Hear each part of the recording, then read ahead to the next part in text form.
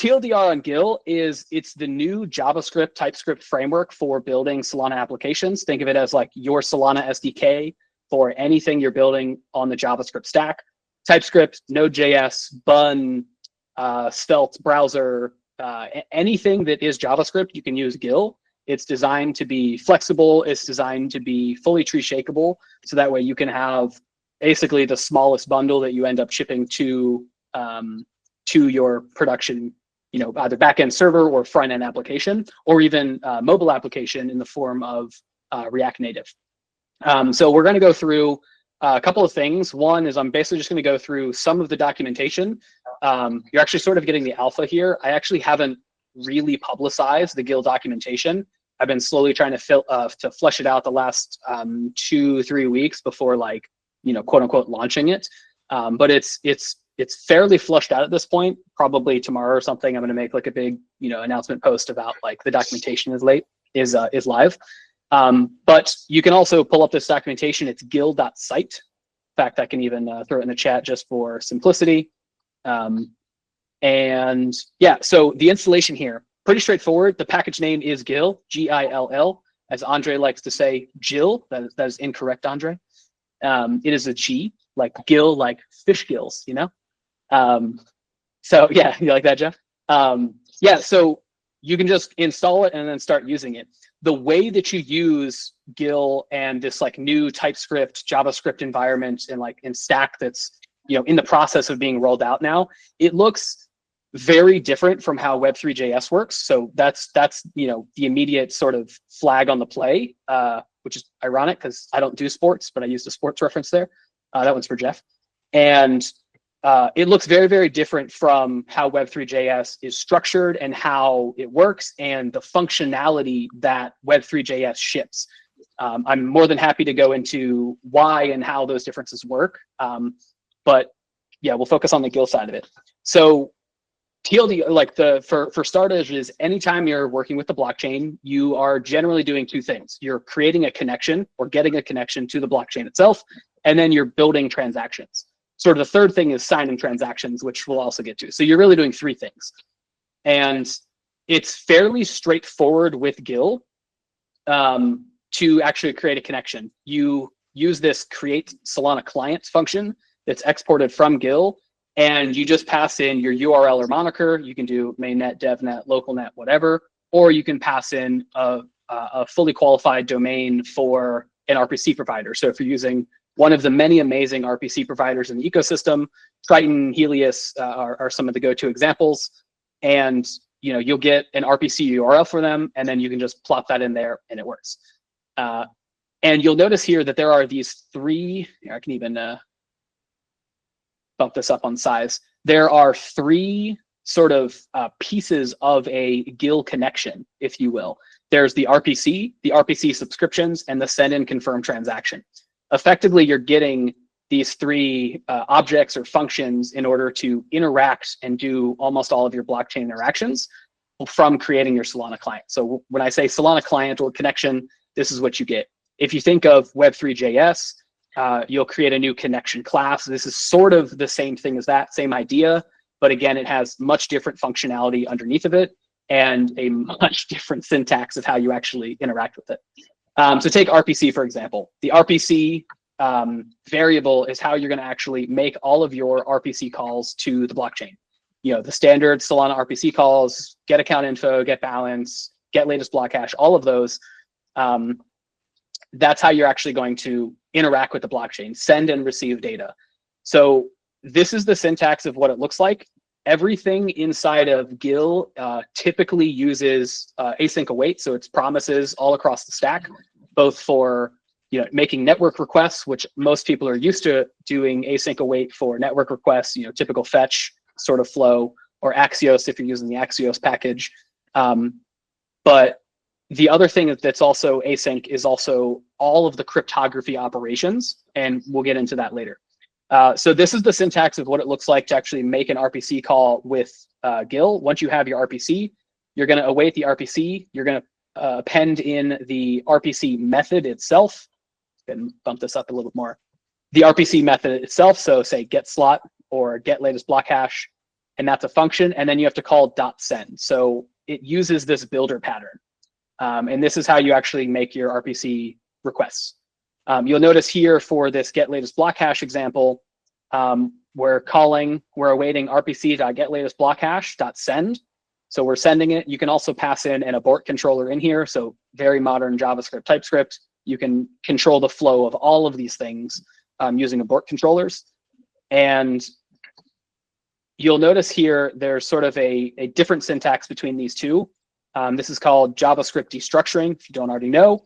And basically what's happening here is this RPC, every single one of these RPC functions, when you call .send, you're getting different information back, right? Generally speaking, they return a value. You'll notice here we have this value is the actual object key that is returned. So it returns this like generic variable name. So all we're doing here is we are destructuring it and renaming it on the fly. So we're getting the value from the get latest block hash RPC method, and we're just calling it latest block hash. So that's what this syntax is. You'll see this syntax very commonly throughout GILL and Kit for that matter. And again, I'll talk later on Kit and GILL and what the differences are. But this is how you make probably the most common RPC call you'll make is get latest block hash. Cool. And then so the next thing is now that you understand the basics of what it actually looks like to make RPC calls, let's look at what it looks like to actually create a transaction. GILL ships a bunch of helper functions across the stack of using interacting with Solana, including loading key pairs, creating transactions and things. And you'll notice here that there's these different import paths. So you have GILL, you have GILL/node, GILL/programs. So all of these are accessible from the singularly installed GILL package. So once you install this GILL package, you immediately have access to these import paths. And effectively what's happening under the hood is this is a way for the GILL package to segment all of the functionality to make it so it's more tree shakeable and ultimately provides you as a better developer experience, and then makes it so your production applications, when you run those through JavaScript bundlers, so Next.js, Webpack, Vite, any of those things, they can tree shake out even more. So your bundle can be even smaller, so your application can be more performant. So there's this core GILL package, the GILL import path itself. I call that GILL core. And that has like most of the functionality for the most common things. So creating a transaction, creating a client. And then there's the node import path, which has some JavaScript server-side specific things. Because if you think about, JavaScript environment, if you take browser to server environment, those are very different environments. You have access to different APIs, different context, different information. On the server side, you generally have access to the file system. On the browser side, you don't. So if you try to import those types of functions and like functionality in those APIs inside of the opposite environment that doesn't support it, your application just won't build. You won't be able to run it. So it helps prevent some of those errors. So GILL, the server side section is currently labeled as node. Good chance I rename this to server to be more generic because Bun also exists and there's other server environments out there. But yeah, it'll be a PR. But generally underneath of this this node import path, this server import path is working with the file system, loading key pairs from files, and then loading and saving key pairs to files, I should say, and then loading and saving environment variables, because those are the things that you'll have access to in a server environment. So if you need to import, this also includes different types, different syntax for how you're storing those. So generally speaking, like I'm sure all of you have the Solana CLI installed right now, your Solana CLI key pair file, that id.json file, that is sort of the Solana CLI. It's a JSON that's just a byte array. That is what we're loading here, this load key pair signer from file. And that's just straight up getting the default one from your default path here. If you want to pass in a manual path, it also will, I'll try to resolve that. It resolves tilde for the root path, or the home directory as well. Yeah, so super easy to load a key pair signer, or to load a signer, I should say, from the file system.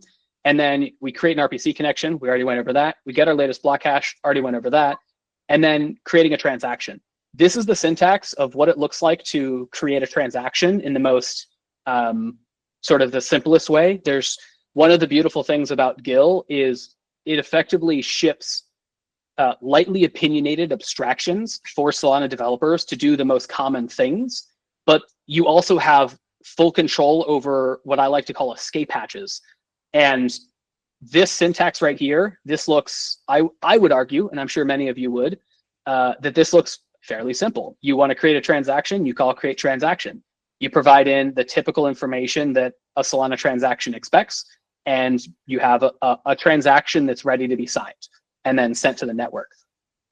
There is a different syntax called the pipe method, which I'll go over here in a little bit.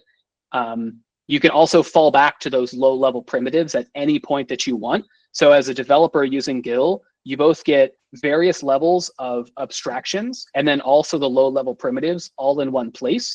So you're never locked into one specific programming paradigm. You can just pick and choose whatever you like. There's trade-offs to both. And GILL gives you that full flexibility.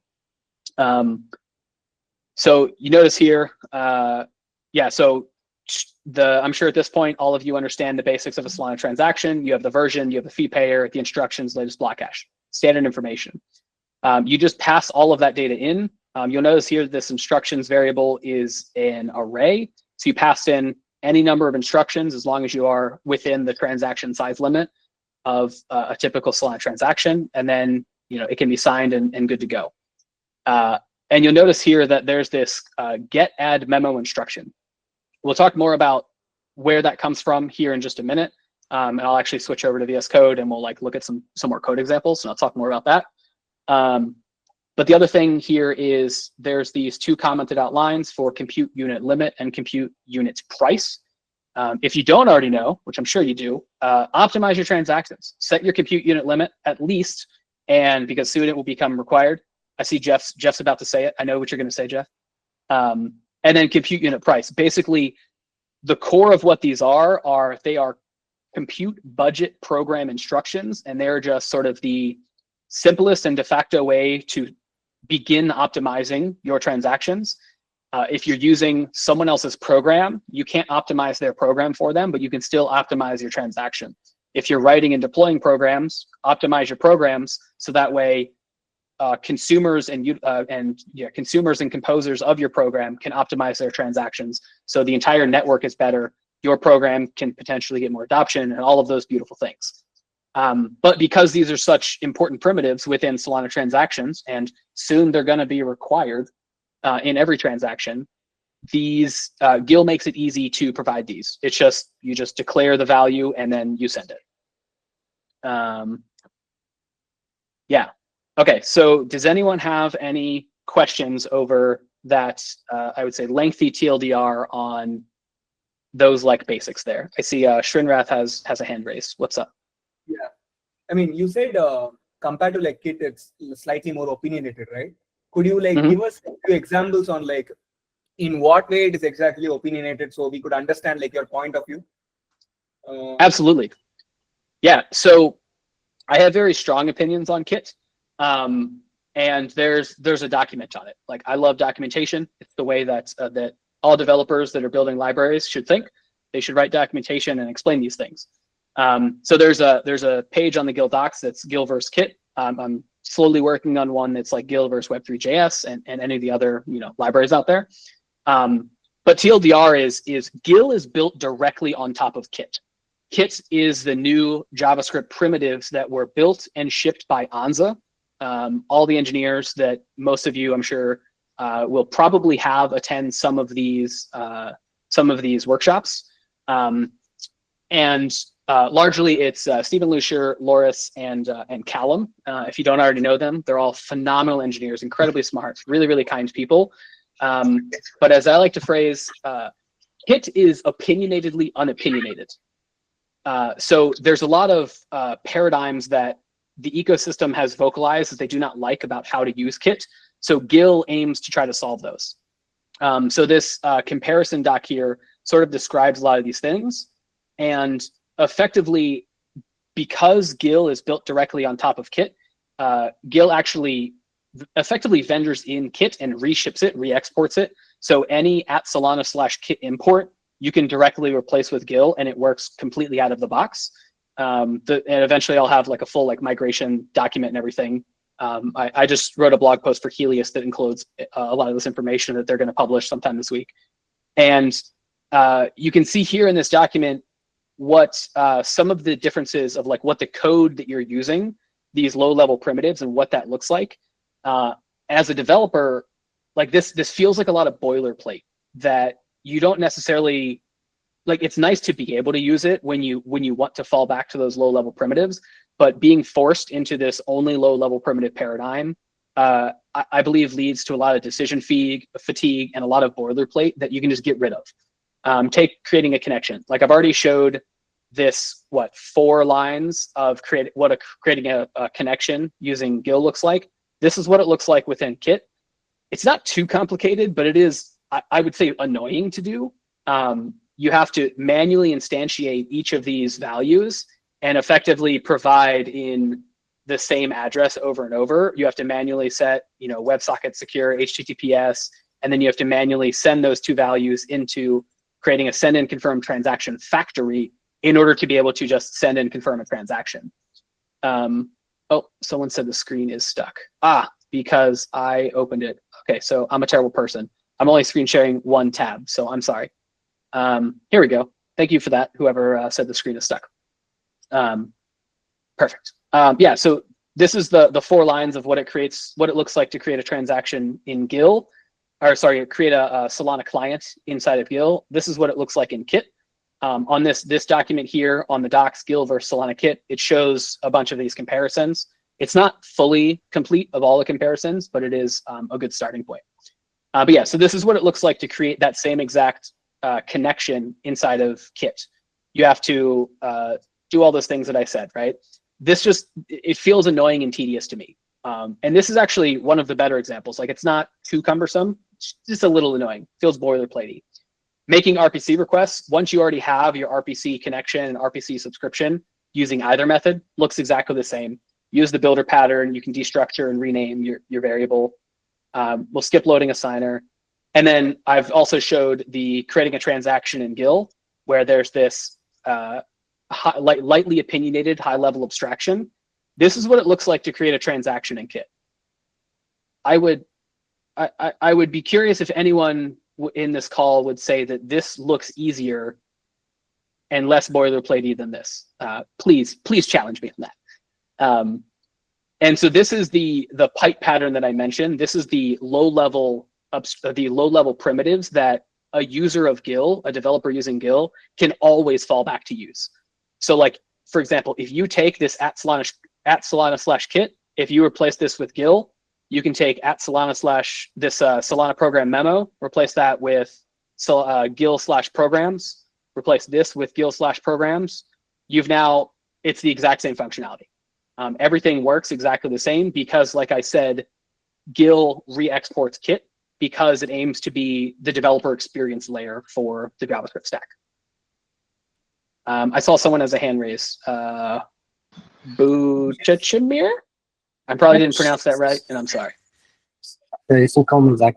I would like to know, since the GILL is like an abstraction layer built on top of the Kit, and the Kit will have all the API and low-level primitives. How can, I'm not familiar with the versioning and the compatibility, how GILL will track and keep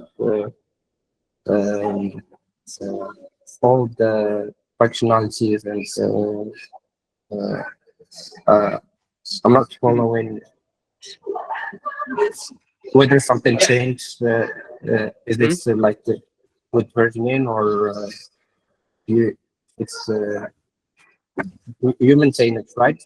So yeah. So if I understand your question, it's as Kit gets updates, how does GILL consume those updates and ship those to you as a developer? Yes. Great question. So GILL effectively just installs Kit as a dependency, just like any package dependency that you would have in the npm land. GILL just re-exports it. So export asterisk from Kit. That's all that GILL does there. So as new versions of Kit do come out, me as the maintainer and other maintainers of GILL, we simply just update Kit to the latest version dependency. Make sure all of our tests pass, make sure if Kit publish all their tests pass. And then that's how it gets rolled out, generally speaking. The thing about, and there eventually will be a doc on this, I just haven't done it yet. The thing about the way that GILL is consuming Kit, you as a developer, you can also manually update Kit. If you manually install Kit and basically run whatever npm pm command to update all the dependencies in your lock file, you can also immediately start using that new version. There's risks there because Kit could ship some sort of breaking change that GILL is not prepared for. Like, that's always a possibility. Hopefully Anza follows Semver. So that's always a possibility, but that's how that works. It's just another package. It's a dependency of GILL. Same thing with all of the program clients, which I'll talk about in a moment. GILL ships a bunch of program clients inside of it, so that way you don't have to think about finding them. So like memo instruction, for example. All right, so pop back over to this page. Yeah, so I got another hand raised. Inspiration. Yeah, sorry. Could you switch back to the previous page? There's this flag that says legacy somewhere there. Version legacy. There's another doc that said version legacy, and there's a comment that said you could use 0. So what would 0 be? What would it mean if you are using 0, something like that? I think the previous page. Yeah. So there are currently 2 Solana transaction versions. There's legacy, which is sort of the original version. Why they didn't start it at 0, I don't know. So legacy version is the typical transaction that honestly most Solana transactions use. Like, if you look at the entire chain, you can figure out what transaction version people are using. For the most part, it's legacy. Version 0 was added in order to change. It's effectively a breaking chains of a transaction version of a transaction. It changes some of the metadata and a little bit of the structure of the transaction message, specifically to enable address lookup tables. And so realistically, as a developer, as long as you're not manually crafting transactions, the transaction bytes to send over the wire, which just about no one is, the only difference is legacy does not support address lookup tables. Version 0 does support address lookup tables. And address lookup tables are used very, very commonly, in fact, most commonly with Jupyter. When you're using, because effectively address lookup tables allow you to compress a lot of addresses that you must include inside of a Solana transaction, because that's how Solana transactions work. It allows you to effectively compress those and store them in state on chain, which as the transaction, as a version 0 transaction that has indicated that it points to a address lookup table, when the runtime, the Solana runtime, receives that transaction and goes to process it, effectively what it does is it grabs the account lookup table from the blockchain state, it loads it, parses all the addresses in it, and then it matches the effectively index of the version 0 transaction and grabs those addresses and like hot swaps them in. So you can effectively compress a lot of extra accounts inside of a transaction. You can take, every Solana address is 32 bytes. You can effectively compress them to 1 byte each. So that's sort of like how it works. I hope that answers your question. But generally speaking, like, unless you're using address lookup tables, just use legacy. Like, there's no reason to use address lookup tables. With with Web3.js, building a version transaction is more annoying, I would argue, than building a legacy transaction with Web3.js. But with Kit and GILL, it's sort of a non-issue. You just declare your version. So like here, create transaction message version of legacy or version of 0. And then you can If you're using a version 0, you can also now append in all of your address lookup table information. Yeah, cool. So let's see. Signing transactions. Here's the next part. So again, to circle back to what I said earlier, there's the 3 common tasks that every developer is going to do. You're going to read and write data to the blockchain, or so you're going to read data from the blockchain in the form of creating a connection. You're going to create transactions, and you're going to sign transactions. The way that you sign transactions with Kit and GILL is different than Web3.js, like you might have imagined. Everything, when you're signing transactions, you're signing the transaction message. So this create transaction function, you get the transaction message. Technically, the function name's a little misleading. So you get the message, and then you can sign the message with the signers that are attached to it. So here's the difference, though. There's 2 different types of key pairs that exist within GILL. There is a key pair, and there's a key pair signer. I only refer to, when I refer to anything GILL, and when the GILL documentation or examples refer to key pairs and signers, they're only referring to signers, key pair signers. And the difference is that both of them are using the web crypto APIs under the hood, which is why there are also always async operations. You have to await, you have to async await them because they're all promises and all that kind of stuff. So they, yeah, so they're all using web crypto APIs under the hood. That's why it's async await. And a key pair is specifically a web crypto key pair.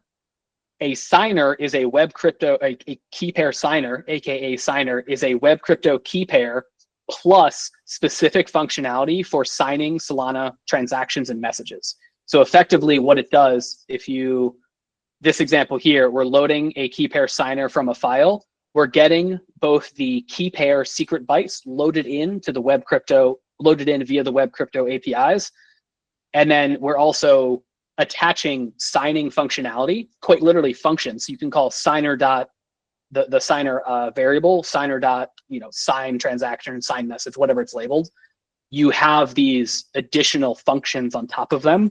And those are very, very important for performing Solana operations because they effectively handle all of these Solana specific things like serializing the transaction and getting the actual signature, that ED25519 signature that everyone thinks of when you think of a Solana transaction, your transaction ID, and actually being able to attach those to a transaction to then be able to send it over the wire via your RPC connection. So that's really the difference. I would say that generally speaking, you never need to think about a key pair. You only ever need to think about a signer. There's like very few circumstances that a developer needs to think about not a signer. GILL ships functionality to load both. So if you only need a key pair for whatever reason, if you drop this signer from here, you can just load key pair from file.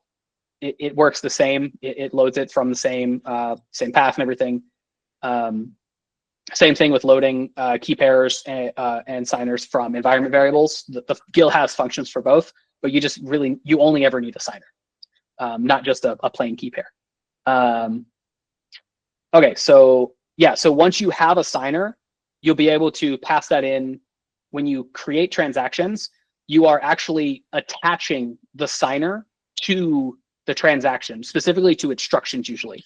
So if you take this memo instruction here, memo instruction actually supports a signer. If you needed to sign this instruction, what you're actually doing under the hood is you're declaring that you are attaching a signer to it.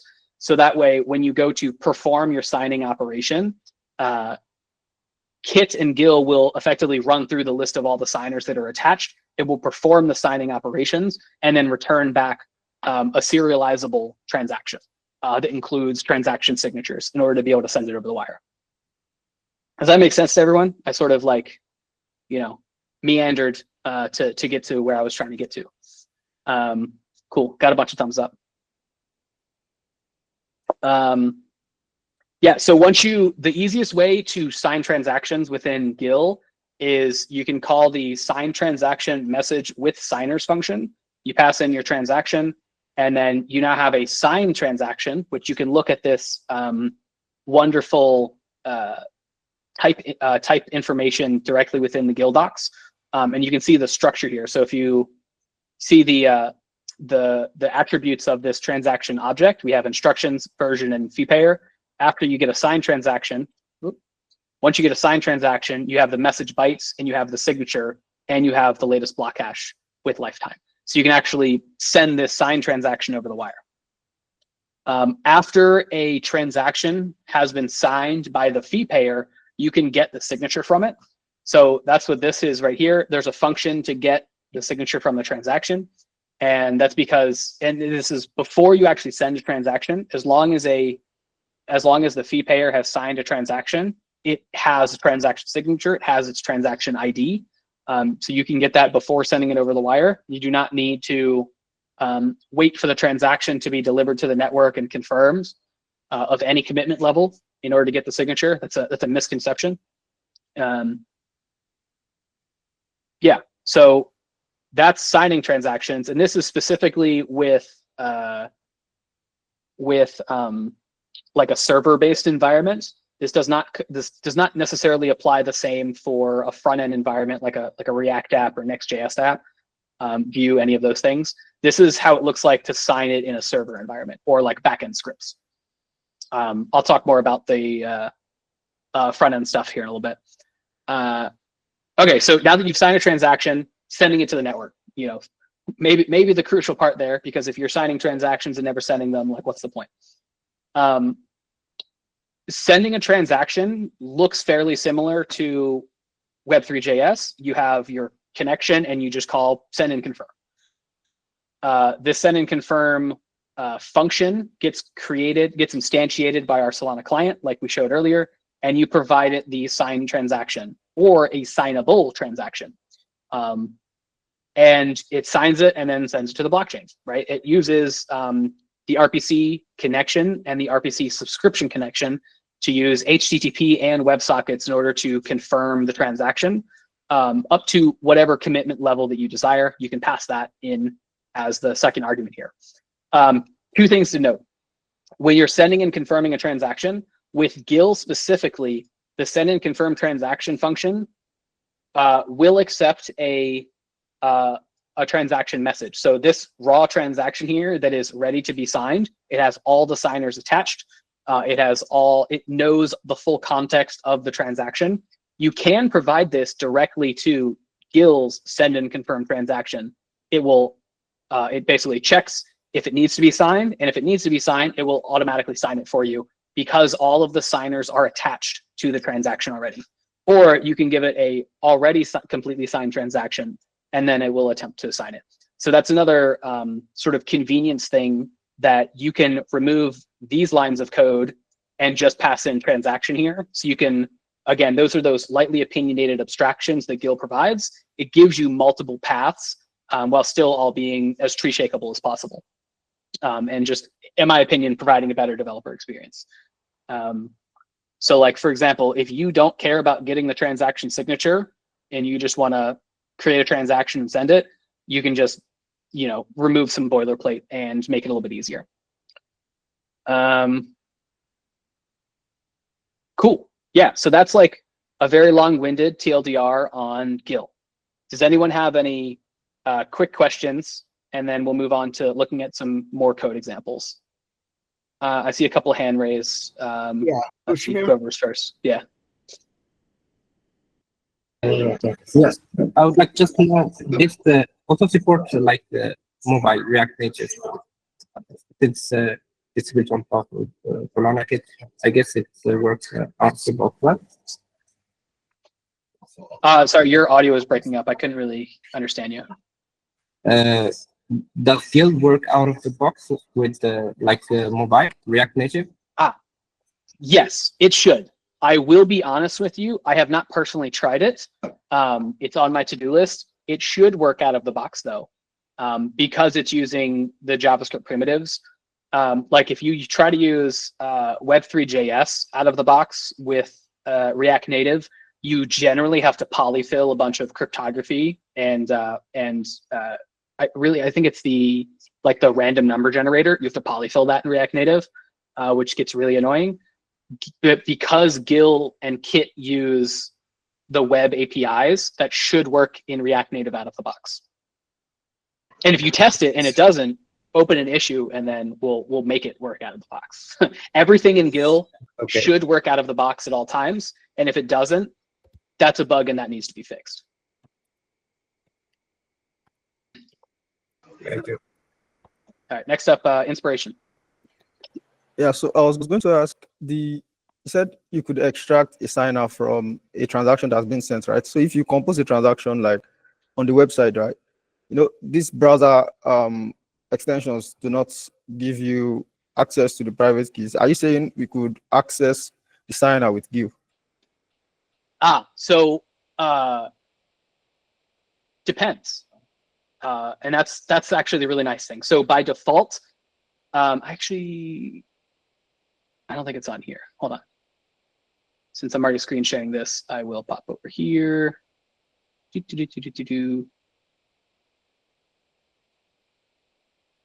it's in here. Oh, search did a weird thing. There we go. So here you go. If you look at the GILL README, this is sadly not documented in the docs yet, but the README, actually it might be slightly documented. It might be slightly documented in the docs. But if you look at the GILL README, there's actually, I've talked about key pairs and signers. When you generate a key pair, for example, this is like you run the generate key pair signer function and you get a key pair signer. Because GILL uses the web crypto APIs, the way that those web crypto APIs work under the hood for secret key material is you actually get to declare if you want that key pair to be extractable. And effectively what's happening there is, and Kit is very opinionated about this. GILL is also that opinionated, but provides other functionality. So what's happening under the hood is this key pair that you're generating is not extractable, which means basically the web crypto APIs will not let you access that key pair. So therefore it's more secure. You can't generate these key pairs or store these key pairs. This also applies to storing key pairs. So if you are using like a wallet UI, so Phantom, Soulflare, Backpack, whatever, your wallet extension, if you're using that on the front end, that is still not extractable. So no one has access to that secret key material because web crypto APIs do not allow it. Because it goes into like all the crypto stuff on your computer. And that's the beauty of using web crypto APIs. It's more secure. However, it is sometimes useful to be able to generate a key pair and be able to extract that, extract the secret key material. So GILL provides a function for that. So you can use the generate extractable key pair signer function, which gives you a special type of signer, which you do have access to the secret key material. So you can extract it because there are use cases for it. But that's with this huge warning of only do this if you absolutely need to, because it is less secure. If you are generating all key pairs like this, then any key pair your application generates, either server side or client side, are extractable. So anyone who is sniffing that connection, well, hopefully not sniffing the connection because you're using HTTPS, but anyone who has access to that, so any browser extension has access to that browser environment, they would be able to extract these key pairs and do whatever they want with them. So only use these if you absolutely need to. But it is useful. Yeah, cross-site scripting attacks, absolutely. Yeah, and Matt said, Web3.js is unsecure by default. That's true. Any browser extension can access all of that secret key material that you're generating on your front-end application. And that's why wallet extensions are built the way that they are, generally using web workers. So that way they basically provide that security layer for your secret key material to disconnect it even from the extension itself. Only the web worker has access to the secret key material, and only for a short period of time until it frees it from memory.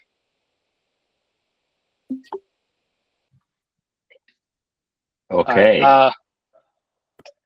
Marco, you want If to I go? can ask, yeah, thank you. If I can ask, I was actually pivoting my question because some of it you already answered. My question was, can we have a high level overview? Because so far I've used only Solana Web3.js, no? So you are introducing me to the next step that I'm definitely we are all going to go through. So we have Solana Web3.js, and then the V2, which is basically Kit, and then GILL, which is built on Kit.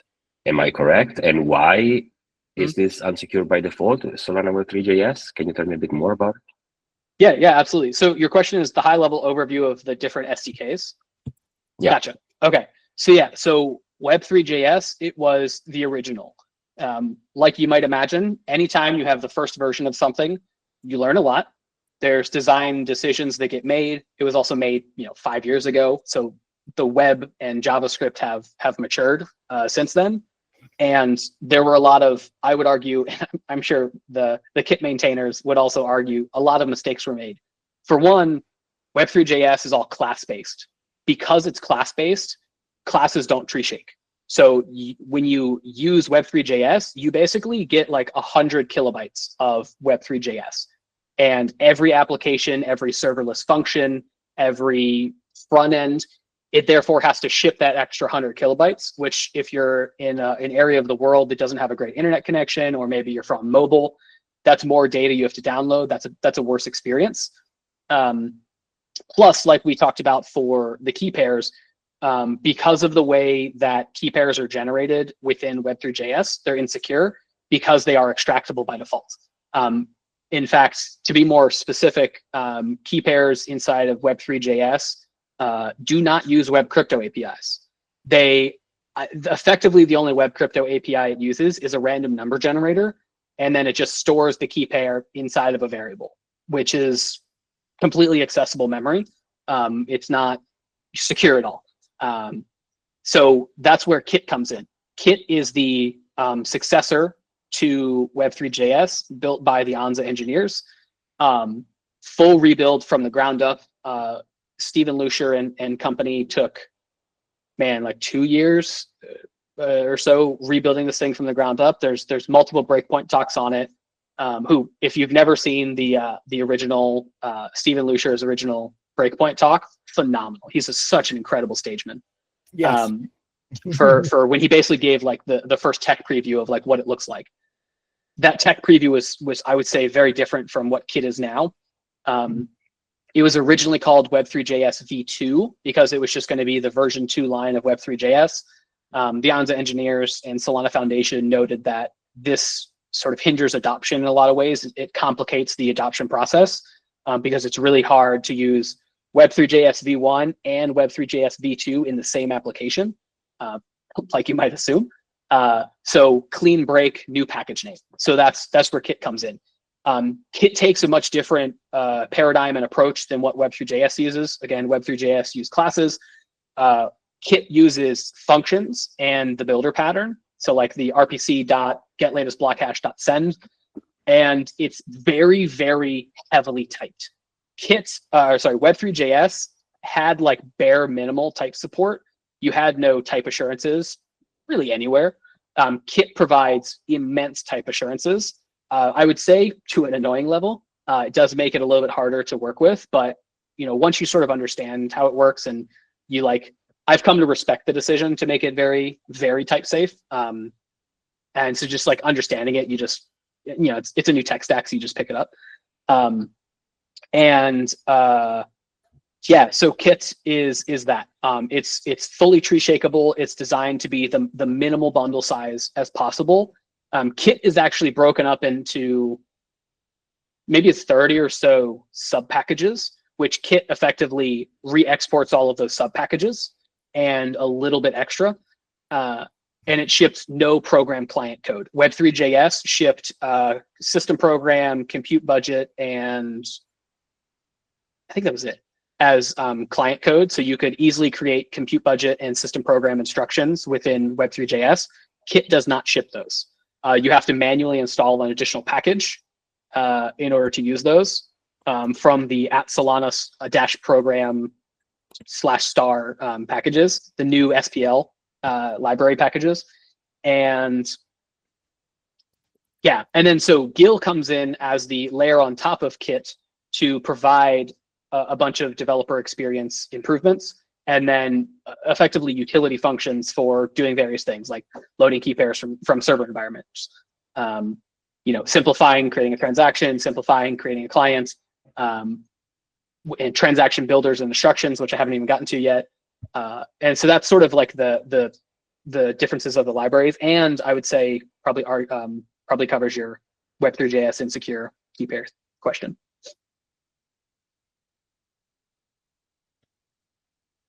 Yes, the Web3.js Space 58. Yeah, super nice.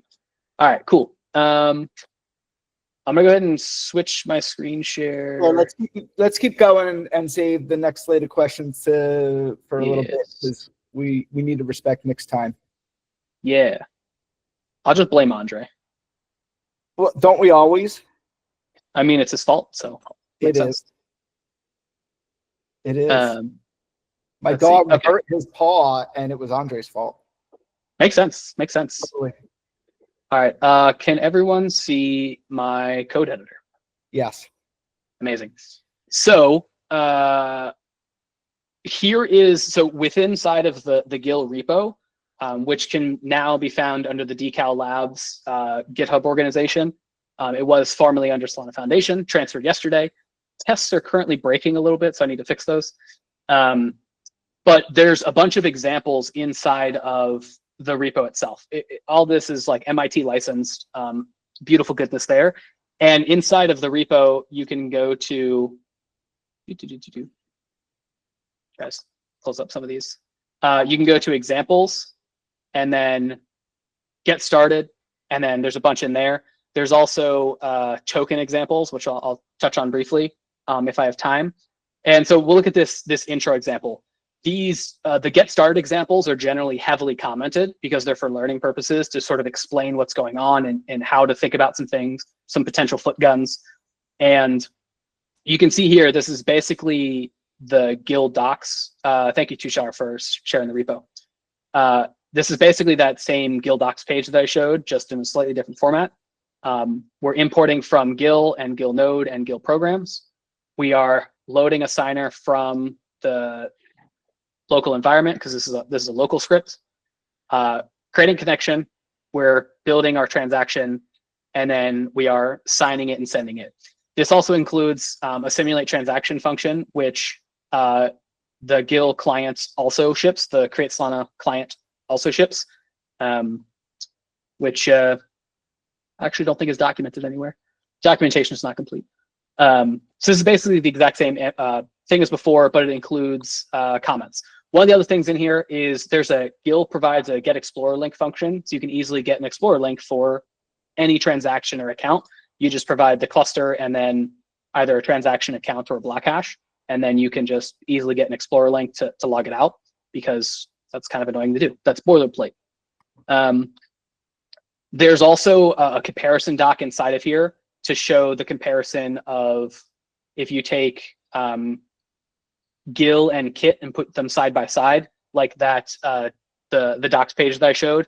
This is like the complete script showing it in action, including what it takes to load a key pair from your a local file. This is what it looks like in Kit, because there is no functionality in Kit. You have to use the low-level primitives of like the Node APIs. And then,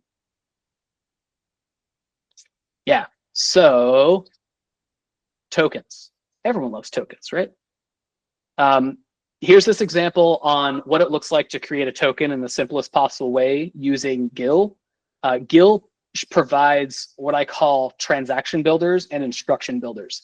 And effectively what these are simple to use functions that are scoped to a particular task, like creating a token, minting a token, transferring a token. You know, I'm sure at this point, many of you have tried to build that transaction. You know, you have to reach for a couple of different packages. You have to know specifically how to generate or how to derive the correct addresses associated. You need to know the mint itself. You need to know the token program itself. You need to know the destination wallet. You have to derive multiple ATAs. You need to know the source wallet. All of that stuff feels boilerplate to me. So GILL provides these transaction and instruction builders. And effectively, like I said, they're scoped to a particular task. So take building, creating a token. You just provide it with the mint. So you generate a key pair, you provide it with that key pair, and then you provide it the metadata. GILL automatically provides the token metadata instruction for if you use the legacy token program. If you use the token 22 program, it will not use the token metadata program. It keeps it all native to token 22 using the metadata extension. So it makes it a very convenient interface for doing these common tasks.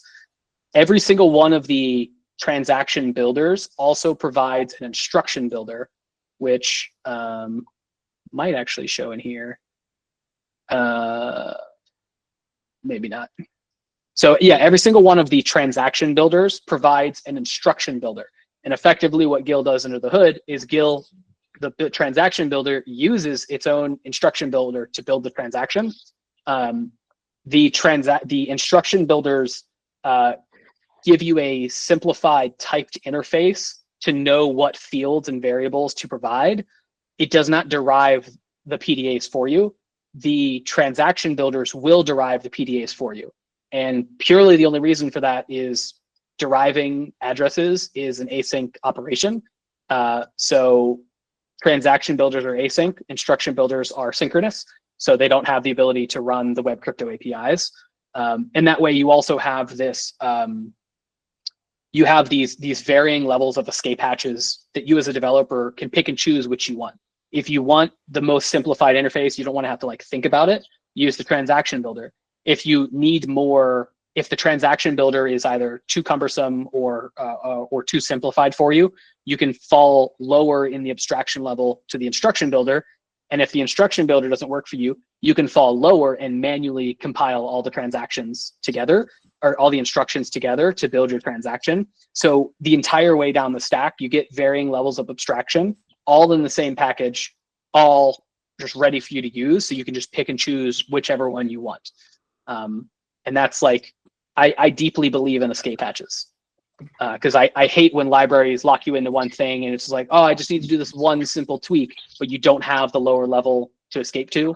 That bothers me. It triggers me. Yeah, so creating tokens. Sorry, I'm rushing through some of this now because I get long-winded and we're sort of at time. Same thing here. So if you look at that exact example I showed, this is what it looks like to manually create a token. So this is all the logic to manually create that same token, minus the metadata. It might be slightly different, but you have to create an account. You have to get the minimum balance for rent exemption. You have to initialize the mint, and then you have to put in the metadata. You can do that in all one transaction, but that gets like a lot of code. Or you can use the transaction builder.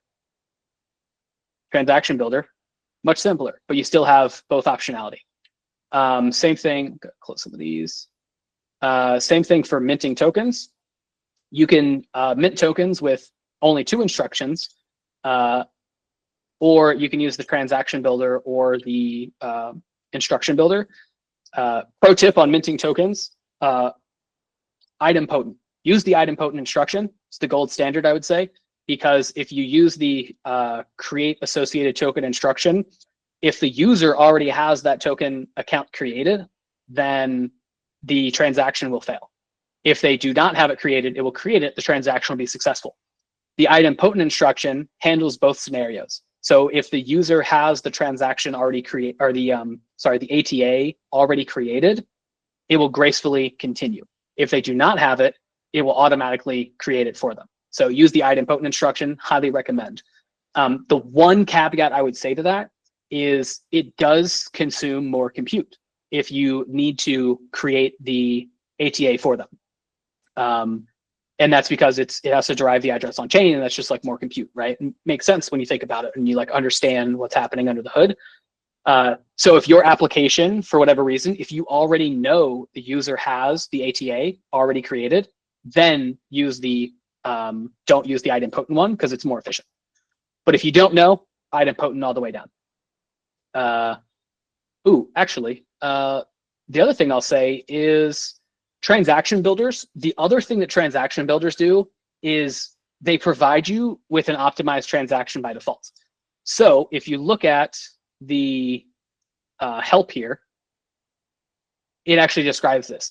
So transaction builders try their best to provide default compute unit limits for the transaction itself, handling both scenarios of like for the idempotent scenario, like you have either case, it falls conservative to the most conservative case of consuming the most compute. And effectively what's happening here is I did a bunch of testing on all of these and tried to figure out basically how much compute gets consumed through each of these. And I set a default compute unit limit higher than that. I added like a 10 or 12% buffer to it. So you're already still optimized, far more optimized than not setting it. And it gives you a value by default. But you can also, because again, I believe in escape hatches, you can also manually change this value if you need to. So if for whatever reason, your transaction starts failing because maybe compute changes or something, you can override that value super easily. And each of those is documented inside of the respective builder instruction. So when you have something like the Mint builder, you'll notice here that it defaults to 31,000 because deriving takes a lot more CUs. If you do not set a compute unit limit right now in the runtime, your compute unit limit is 200K CUs per instruction, which for minting a token, that's 2 instructions. So you're setting it to 400K. So you've already ratcheted it down significantly by setting it to 31 and being a more conservative value. Got a hand raise, Ushmir.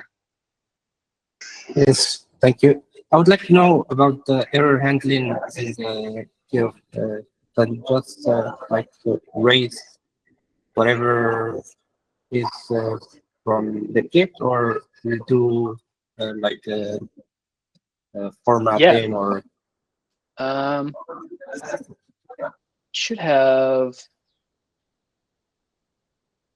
Actually, might not have a doc on this. I should probably talk about airdrops.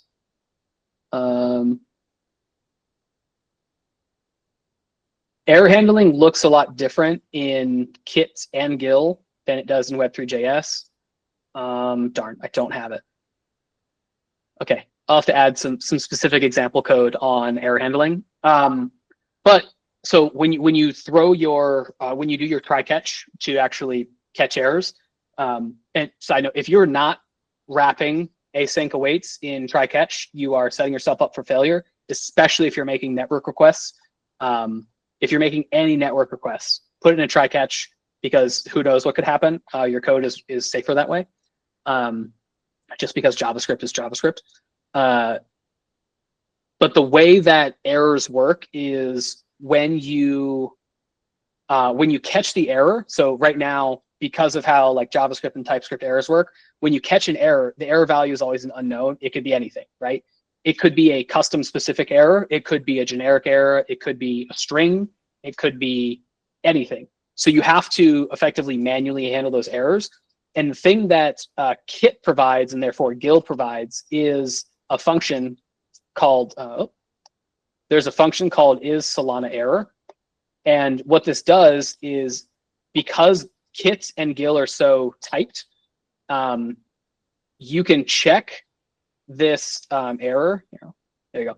So you can basically type assertion and validate if an error thrown is a Solana specific error. So if it's thrown from the Kit library effectively, and then you can specifically handle every single error type that Kit knows about, which is like several hundred different possibilities. So based off the context of whatever you're doing, you can specifically handle those errors. So like, if you see the very top here, in the example, if you're signing a transaction, there's a Solana error for transactions, missing signature, fee payer signature missing. You can handle each of those scenarios.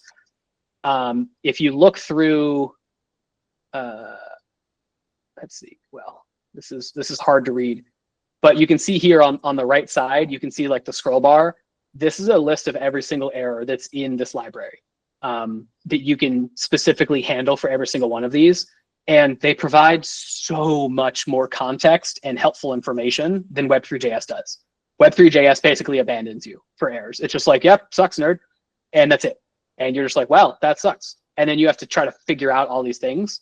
Like if you take Noah Prince, for example, love Noah Prince. He's the bane of DevX, and he points out every single problem. He complains about errors constantly. The new error systems that are built within Kit solve almost all of his complaints on errors because they don't tell you or provide you any context. Kit and GILL provide that context. It's phenomenal. I need to add a doc on it. Yeah, so I hope that answers your question. Yes, thank you. All right. Oh, and the thing I'll point out about errors though is because Kit is so optimized and so bundled, if you are running an application in production, then your application will not return the error message itself. It actually returns a console log of run an npx command in order to get the error. Because what's happening there is under the hood, it basically detects if you're in production because it's already bundled out a bunch of some of these like error messages to like minimize your bundle size even farther. Because like I said, there's like several hundred. Imagine if you just always had to ship several hundred error message strings, even though you might only care about 2. That sucks. So Kit bundles that out and then provides a CLI that you can run. And the error message, if you run it in production, the error message will tell you what to run. But it's npx@solana/errors. And it has this even like, it gives you like a little bit of information. And it basically gives you the command to run. You can run it locally and then just debug. It'll give you all of the context needed based off the error message that occurred. And then you can just debug it. It's phenomenal. Cool beans. And I guess that's it. The last 2 things I'll say, I didn't really get to talk about them, but we're already like 10 minutes over time. GILL has a React package as well that is very early. I'll switch back over to this. There's a React package, and basically the goal of this package, GILL's a mono repo, it has a bunch of packages. You can see Svelte's in here, Vue. These do nothing yet. The plan is to have full support for Svelte and Vue, but React first because 1, I use React, and 2, most of the ecosystem uses React, whether they like it or not. So there's just more adoption for it because all the primitives don't really support the other ones well, but they will, I promise. So yeah, so GILL provides a GILL-React package, which is a collection of React hooks for basically removing a lot of the boilerplate, removing a lot of the boilerplate that applications end up having to do on the client side, on front ends. So take this example right here. There's a use balance hook. So you can just get this information, you can provide it the address, and it's like, great, here's a balance.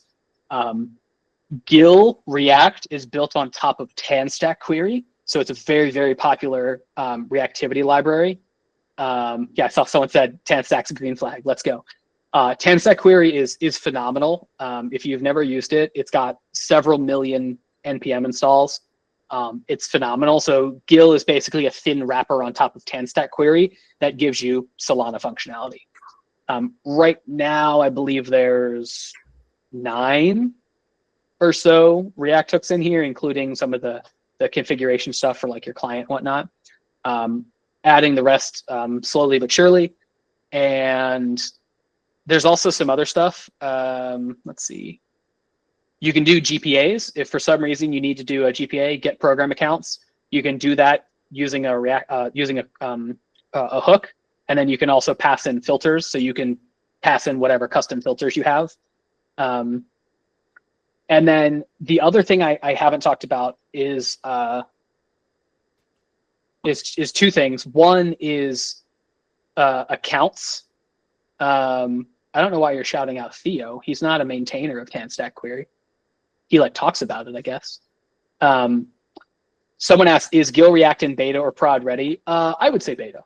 I would not say it's probably not production ready. I am dogfooding it with Decal. Decal is effectively dogfooding all of Kit because that's the way that SDKs should be built. They should be used in production by people, the maintainers of of repos that are meant to be consumed by others they should use them themselves. That way they find and experience the pain points that their users, their customers have, and that way they're more incentivized to fix them. That's the way it should be. So that's what I fiercely believe. Yeah, so I wouldn't say production ready, not yet. It's not feature complete either by any means. Yeah. Got a hand raise. Nariman. Yeah. Nick, thanks for especially for the React support. I think it's important because like Great. tooling around. Just a question: do you but like does GILL currently support the wallet adapter? And is there any contribution guide? Because I was checking the GitHub, couldn't find it. So maybe we can try it on production as well on the current project because it's I think it could have been one. There's an asterisk here. The answer is yes, but with an asterisk. So Kit. So if you think of like wallet UI functionality within Web3.js, there's the wallet adapter package that was originally published by Solana Labs, and then Anza. That's all built on Web3.js. So you can't really use it with Kit or GILL by association. So B-Man, I don't know if you guys all know B-Man. He's goated for sure. B-Man took it upon himself to build the new modern wallet UI package. So there it's I can share this in the chat too. It's currently sort of still in alpha. Decal is also dogfooding it. And it has like no documentation or anything, unfortunately. You can use Create Solana dApp. If you've never used Create Solana dApp, maybe Jeff or Andre could post a message about Create Solana dApp. Create Solana dApp ships a couple of templates currently that use GILL and Wallet Adapter. So you can sort of, Wallet UI, the new package. And you can see B-Man right here, goated. Although my mouse, there it is, mouse didn't show. It ships a couple of templates so you can sort of get your wits about you of what it looks like. There's unfortunately no documentation yet. B-Man is very actively working on it. There are there's lots of stuff going on here, but this is the solution there. It's Wallet UI, and basically Wallet UI is built on top of Wallet Standard, which is the new sort of primitives that Anza has shipped to the world, which theoretically should support multiple chains. Naturally, I only care about Solana, but I think Sui and some other chain is using Wallet Standard as well in their wallet adapter functionality because it's a generic primitive. And then Wallet UI is Solana specific. Yeah. And shortly, the second part of the question, the roadmap and the contribution guide. Oh yeah. So is it open? For the Wallet UI stuff or GILL or both? For GILL especially, because like the React features, I think that there's a lot to do, and it's good to have a community there. Yeah, absolutely. So TLDR, absolutely. Like, love contributors, definitely want more contributors. In fact, Pratik, who is awesome, just shipped Anchor Studio. If you guys haven't already seen that, it looks amazing. Him and I have been going back and forth for a little bit. So he actually has several PRs that he opened recently to add several more of the React hooks. And he's gonna help me with a bunch of React hook stuff. But yes, absolutely. I would love more people to help contribute. If you have thoughts or opinions on things that GILL does well, GILL does not do, but should do, functionality, anything is game. GILL, my passion and mission for GILL is that the entire GILL library, I should say, like it can and should be the developer experience entry point for developers, both new developers and experienced developers. Like, you can use both, and because you can fall back to those same primitives. If you just open an issue of anything that you think should be added or doesn't work, we'll start the discussion right there on GitHub. There are a bunch of issues open right now. So like, take this React hooks one. There's a list of all the React hooks that still need to be added or ones that are already added. That's sort of fleshed out. There's a bunch of like random hooks in here, or random issues in here, especially if they're open from me, Nick Frosty, what up? Those are generally like roadmappy type stuff. But then you can go to the projects page, and oh no, my projects didn't migrate. Okay, I need to migrate the projects from the Solana Foundation org. I will get the projects page relisted of the 30 or so roadmap features. And then also documentation too. If there's any like documentations missing, after this call, I'll create a couple issues of the things that we noted that were missing. Yeah, and then same thing for Wallet UI. If you start using, I'll even throw the Wallet UI. I already did. If you start using Wallet UI or have thoughts or feedback, especially if you're using it from Create Solana dApp, open an issue on Create Solana dApp or Wallet UI. Let bman know, and that way it can be, it can be resolved. Yeah. Thanks. The goal is soon. So like Wallet UI is technically in Canary releases right now. It should be tagged to latest very soon. There's a bunch of feedback I still need to go through with bman to basically upgrade it to latest, and that way it's like basically beta ready and probably production ready as a new library. Like, however production ready a fairly new library with little adoption can be. Yeah. Cool. All right. Yeah, Matt. Yeah, one question. Did you ship GILL in Solo? Pretty much. Yeah, so I built it when I was as an official library from the Solana Foundation at the time. As we alluded to at the beginning, I mentioned I'm leaving Solana Foundation, but I'm going to continue maintaining GILL as the primary maintainer, and outside of Solana Foundation, and it's all open source. It's all MIT. See, Andre got a sad face. But yeah, you can look at the commits. I am definitely the primary committer. There's been some ecosystem contributions which are great, and I would absolutely love for more contributions and any feedback. Like I am a feedback fiend. I crave it. So if anyone ever has any feedback on anything, send it. Especially because here's a little bit of alpha. It's sort of public already. The current goal of Anchor is that Anchor is going to start using GILL by default eventually. So the Anchor JavaScript client is going to be abandoned and thrown out in Anchor v2. Anchor v1 should be released fairly soon. It's effectively what's currently there. And then sometime during Anchor v1, there's going to be the rough goal is native support for GILL within like the CLI and a lot of like the generation commands and stuff. And then the goal is to try to get early feedback and flush out what that looks like for developers that are using it. And then in Anchor v2, GILL will be the default and the only JavaScript option, because GILL is built on top of Kit and then also Kodama, which we haven't really talked about. And that way developers can just have like a much better developer experience across the board with Anchor. Well, on the JavaScript side, at least. And then plus all the other amazing things that are going to come with Anchor soon. Pinocchio. Mm-hmm. Yep. Yeah, could I ask one more question? Yeah, sure. So you had a lot of work. Yeah.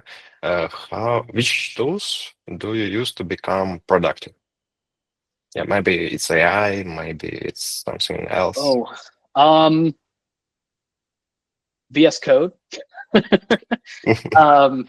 mean, like I use AI a little bit, not much, especially with like Solana development. I haven't had the time to like dig into the AI tooling around Solana stuff.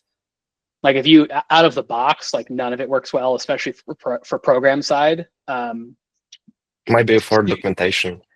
Yeah, and that's where like the documentation comes in. Well, I don't like AI written documentation. Like I have a personality when I write. Like if you read through my stuff, you can get a little bit of personality through people's reading. AI doesn't have personality, and like frequently just like phrases things weird. So I don't like using AI for writing. AI assisted things maybe it could help clarify things if you already have something written. But I don't believe in like AI from scratch. I think AI is good for going from currently it's good for going from 0 to 1, 1 to N. It falls apart. especially in like applications. But one of the things is that GILL is being built with AI in mind. And this is one of the benefits of also renaming from Web3.js V1 and V2. That makes it really hard for AI to differentiate between them. It doesn't know what to do. It doesn't understand the difference. But if you have different package names, AI can grep that a lot faster. And hopefully, hopefully, we haven't really seen it yet. Hopefully that will enable people to be more productive. So within the GILL docs, for example, every function and symbol that GILL exports there's generated API docs for it. And the goal here is these will be more fleshed out with like examples and stuff. So this will help AI better understand how to use GILL and how to make developers more successful. But yeah, I think the way to learn best and like to level up best is just build something you're interested in. Like that's hands down. Like if you're not passionate about what you're building, you're just not going to be successful, in my opinion. You're not going to have the drive to do the thing. If you're doing like some random task that like someone else told you to do that you don't really care about, you're going to be far less successful. But if you're like, everyone on here is probably a dev. If you weren't before, you are now. And like devs get nerd sniped. Find something that's interesting, get nerd sniped, dive in, and then you'll learn so much more. Like I've learned so much about Kit and the inner workings of Kit because I built GILL on top of it. There's so much random crap rattling in my brain because of that. Yeah, and I mean that's something you said yesterday, Nick. When you're building something and you want to be really good at it, choose something that's meaningful to you, or you will quit when it gets hard. Anyway, Nick, thank you so much. I know a lot of us have a call back to back. Let us know how we could help with GILL. Let us know what you need on Decal. If you want to come back at the end when Decal's a little bit more and see if any of these people want to build on top of it or support it or whatever, you always have an open door to us. Appreciate you and best of luck. And everybody will see you tomorrow for Rug Day. Give Nick a little love. Thank you, Nick. Thank you very much, everyone. Happy to be here.